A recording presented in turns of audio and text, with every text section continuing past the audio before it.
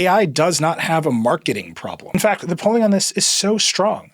I think it's fair to say that a lot of people hate AI, and that Gen Z in particular seems to hate AI more and more the more they encounter it.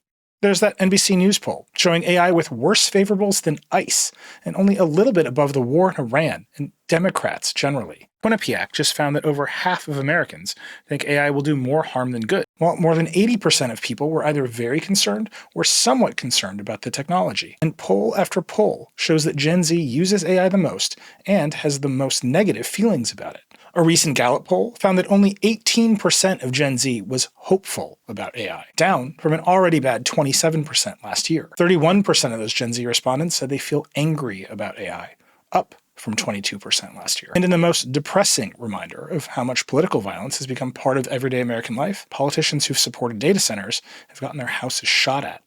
OpenAI CEO Sam Altman has had Molotov cocktails thrown at his house. It's sad that I'm going to have to say this again on the show, and it's sad that we're going to have commenters who disagree, but this violence is unacceptable. What I see when I encounter clips like that is the true gap between the tech industry and regular people when it comes to AI, the limit of software brain. Like I said, everyone in tech understands how much regular people dislike AI. What I think they're missing is why. They think this is a marketing problem. OpenAI just spent $200 million in the TBPN podcast because they think it will help make people like AI more. People experience these tools every single day. ChatGPT has 900 million weekly users, trending to 1 billion. Everyone has seen AI overviews in Google search and massive amounts of slop on their feeds. You can't advertise people out of reacting to their own experiences.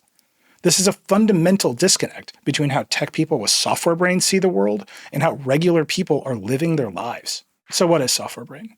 The simplest definition I've come up with is that it's when you see the entire world as a series of databases that can be controlled with structured language.